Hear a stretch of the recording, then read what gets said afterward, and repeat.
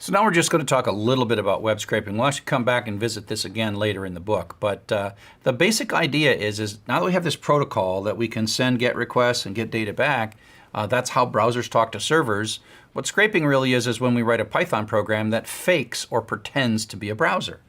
It retrieves the web pages, it looks at them, and maybe extracts some information, maybe for searching or for more links, and then goes and perhaps gets more pages. And we call this either spidering the web, because it kind of works its way out like a spider's web, or we call it crawling the web. So it's kind of crawling and crawling from one place to another. And eventually it's going to crawl one link at a time, and it finds all or nearly all of the web. Now, why might you scrape? Well, you might scrape data that you can't get any other way. Now, you got to be careful because it might not be legal to do this.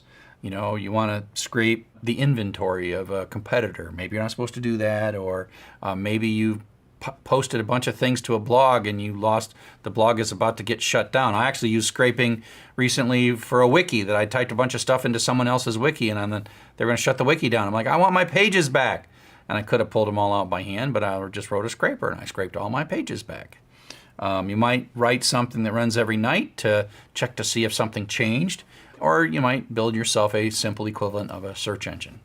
Now, there's lots of controversy about it. People who build websites often copyright their material and say you can't have it. You can't just like make a online store by borrowing Amazon's inventory from their pages. They will be very unhappy about that, and they will catch you. They have terms of service, and they can block your network, they can block your computer, they can shut your account off.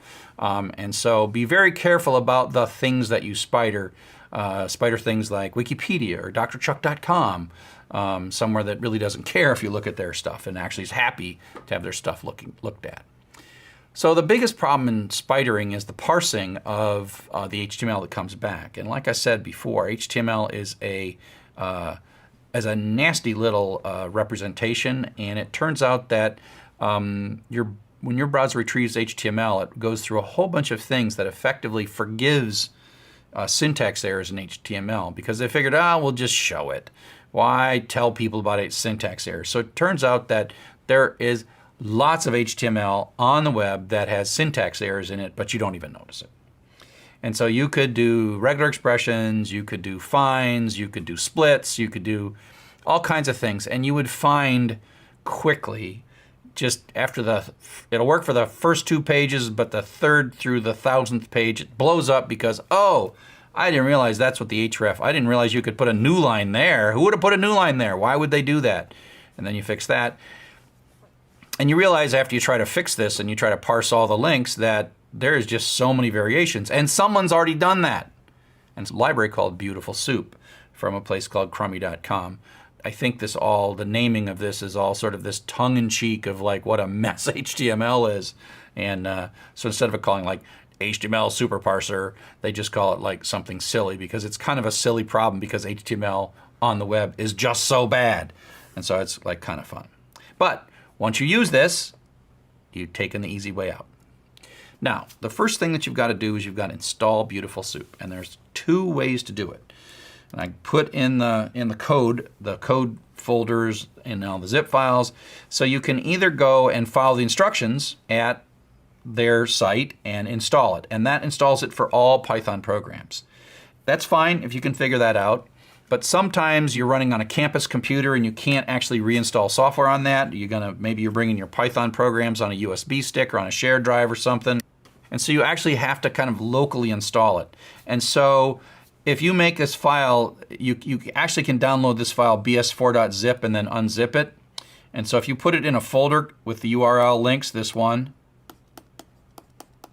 py, and there's a folder bs4, and then this is actually a folder and then all the stuff underneath it, then in that one folder, Beautiful Soup will work, okay? So you can either have it installed for all Pythons, or you can put it in any folder that you're going to use Beautiful Soup. You make this subfolder called BS4, and it's got some py files in it, et cetera, et cetera, et cetera. You download this file and unzip it into that same folder, and then this import will work. Now, until you get Beautiful Soup properly installed, this import is going to blow up.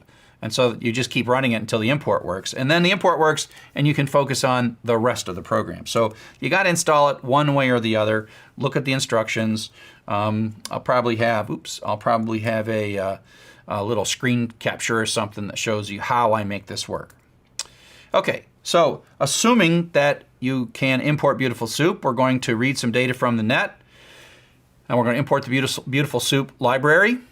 We're going to ask for a URL. Then we are going to open it and then do a .read. Okay, we're going to do a .read. Remember what .read is? That says read it all. It's not a for loop that reads it. It reads the whole blob with new lines at the end, and it all comes into one big string. And then we're going to tell Beautiful Soup to parse it. Okay, now Beautiful Soup is smart enough to convert all this stuff, so it just takes the whole file and uses this HTML parser. There's some other options that you can have here, but that's the one that I recommend in this case. And then you get back an object. And what happens is in this soup variable, it's somehow taken all the nasty bits that come from the web page and cleaned them up and made like a little pretty tree of things. And you don't have to worry about the internal structure. It is a soup object.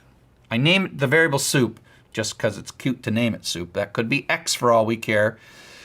And you can ask soup some questions at that point. So it takes the nasty HTML and cleans it up. That's what this parsing is doing. It's like, that's the ad hoc, heuristic, challenging, difficult part of it. Thank you, Beautiful Soup, for writing such a wonderful library. And then we can ask questions of it. And this first question that we can ask, and Beautiful Soup is a little tricky to use, and so you'll end up reading some documentation if you want to build really sophisticated programs. But this basically is, we are going to go through all of the anchor tags in the document. Give me a list of all the anchor tags in the document. So these tags are sitting there in this document, you know, blah, blah, blah, blah, blah, anchor tag, blah, blah, blah, blah, blah, anchor tag, blah, blah, blah, anchor tag. And so what this basically says is give me a list of those anchor tags, anchor tag, anchor tag, anchor tag, and comma, comma, comma. Now these tags are themselves objects, and it has the data in the anchor tag, and you have to kind of query those. But given that this is a list, then the tag is going to go through each of the anchor tags in the document and iterate through them, and it's going to pull out the href. Href equals quote, da-da-da-da, quote, right? It's pulling this text out, and that's what we get using tag.get. So this is like a dictionary. Get the href key or none. And so then this will loop through, it retrieves drchuck.com page1.htm, and it prints out trivially with no regular expressions, no nothing. It just prints the links out. Now, if you do this to a page that has more links, you will get many links here. Okay, so that is a simple use of the Beautiful Soup library to retrieve and parse HTML and pull out anchor tags, which is really sort of the beginning of a browser. A beginning of a web crawler. So if we go all the way back to the beginning of this chapter, we started with a notion of computers making phone calls using sockets. They call to a host and a port within that host, and then they have a two-way socket that they can send and retrieve data.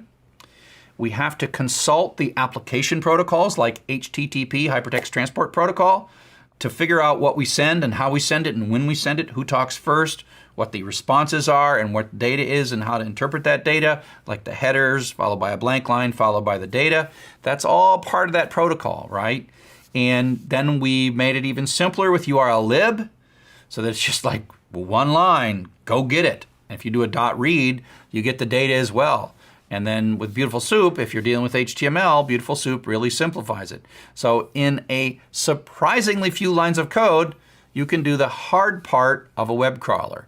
And that's one of the things that people really like about Python. You think, oh, I want to do this, and like 30 minutes later, you've got a basic web crawler working. And so the support for HTML, HTTP, and sockets in Python is one of the very, very charming things that people really like about Python.